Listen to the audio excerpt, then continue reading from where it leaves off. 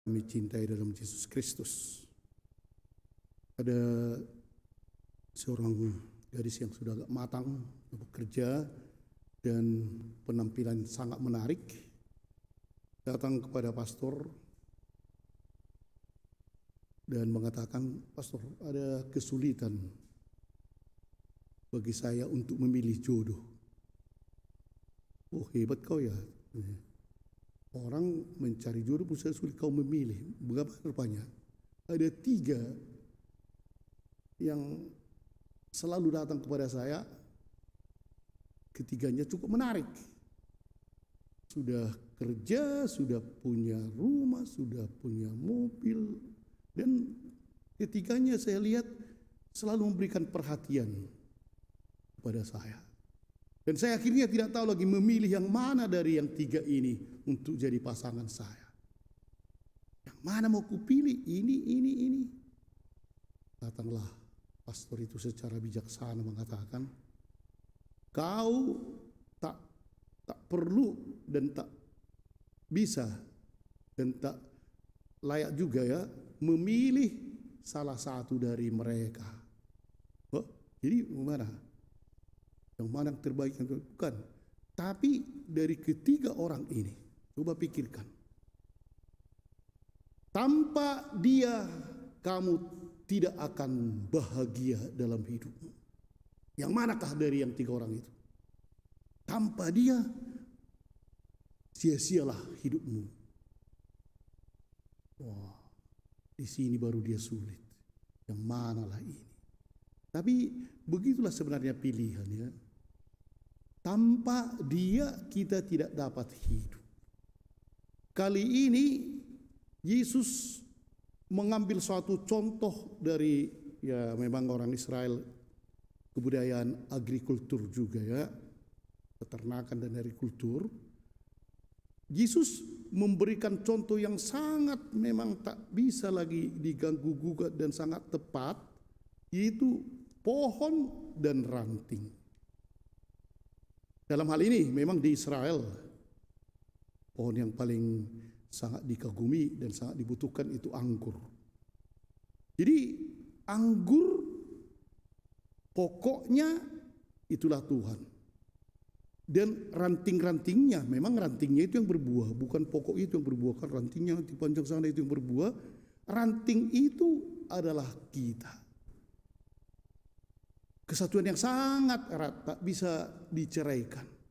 Dan disitulah Yesus mengatakan yang paling inti dalam hidup kita orang beriman, yaitu tanpa lengket, tanpa bersatu dengan pohon, kita akan mati. Apapun kita buat, tanpa bersatu dengan pohon. Memang ya kalau kita lihat juga mungkin di depan rumah kita ada pohon mangga dan seterusnya. Memang kalau rantingnya itu sudah terpotong, udah tinggal kita buang itu atau dibakar atau apa kan.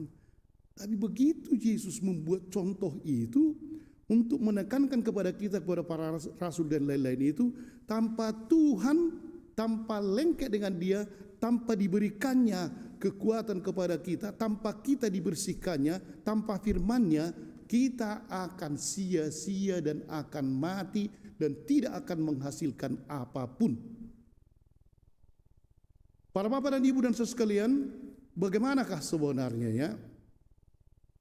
Pohon memang kalau pohon itu bisa hidup terus. Ranting ya tidak bisa hidup terus kalau dia lepas dari pohonnya. Dan disinilah Yesus dia mengatakan dialah pokok anggur sejati. Pokok anggur yang benar Yesus. Ada juga pokok anggur yang palsu kan. Nah, itulah kita pikir bahwa kita bisa hidup dengan seperti gadis tadi, milih salah satu. Dia tak bisa kan. Karena sulit. Dengan siapakah dia akan, atau tanpa dia tidak akan bisa hidup. Sulit untuk menentukan. Kita sering juga pokok anggur kita palsu ya. Artinya bisa kita pokok anggurku supaya aku bisa hidup, harta, pangkat, dan seterusnya. Baru aku bisa hidup. Kalau bisa raja adat, kalau bisa menguasai ini dan itu, baru aku bisa hidup. Itulah pokok anggurku, terus bisa aku hidup dengan itu. Padahal rupanya itu semua apapun yang kita terima, tapi kalau tak ada diberikan oleh Tuhan kekuatan, tak akan mungkin. Ada seorang dokter bercerita, mereka ada kumpul gitu sharing-sharing. Jadi masing-masing menceritakan pengalaman apakah yang paling menyentuh hati mereka ketika mereka menjadi dokter. Banyaklah cerita, tapi ada seorang dokter yang setengah umur lah. Dia katakan, sebenarnya dulu saya tidak begitu percaya kepada Tuhan. Alah, ke gereja gitu-gitu aja. Tapi pada suatu hari ada seorang anak kecil perempuan berumur 6 tahun mau dioperasi. Ada sesuatu di hatinya yang entah apa katanya kan. Dan kalau menurut medis sebenarnya 60% 70% akan lewat. Dan saya waktu itu harus mengoperasi dia, gadis kecil itu. Sebelum dibius, anak kecil ini datang, dia begini. Situ saya, dokter, sebelum aku dioperasi, bisa kita berdua? Terkejut dokter itu kan. Ya kita berdua. Jadi berdualah mereka, apa dikatakan anak itu, Tuhan, aku akan dioperasi dokter ini. Bantulah dia Tuhan, supaya aku bisa nanti sesudah dibius, aku bisa hidup lagi. Tolonglah Tuhan dokter ini dan tolonglah aku. Amin. Disitulah aku terkejut katanya kan. Anak kecil membuat mataku. Selama ini udah banyak sekali kooperasi orang, belum pernah tersentuh seperti itu. Sampai meneteskan air mata saya katakan, memang dari Tuhannya, bukan dari saya. Dan saya gunakanlah segala keahlianku dengan penuh ketelitianku. Kooperasilah dia dan dia sembuh. Dan sesudah itulah saya tahu memang dari Tuhanlah segalanya. Dan karena itu saya mulai percaya karena anak kecil itu.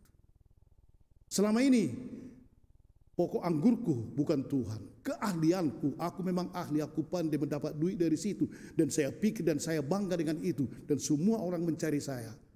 Tapi ketika anak kecil yang sangat lemah itu mengatakan kebenaran, disitulah aku sadar. Para bapak dan ibu dan saudara sekalian, pada hari ini itulah yang dikatakan oleh Tuhan. Jikalau kamu tinggal di dalam aku, para suster ini tinggal, ada 3 orang suster di kapel ini.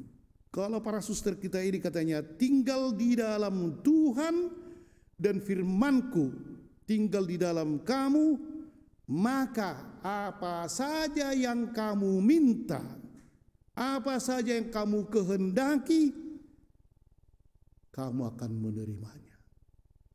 Para bapak dan ibu dan saudara sekalian, mungkin permintaan kita banyak yang gagal dan lain-lain.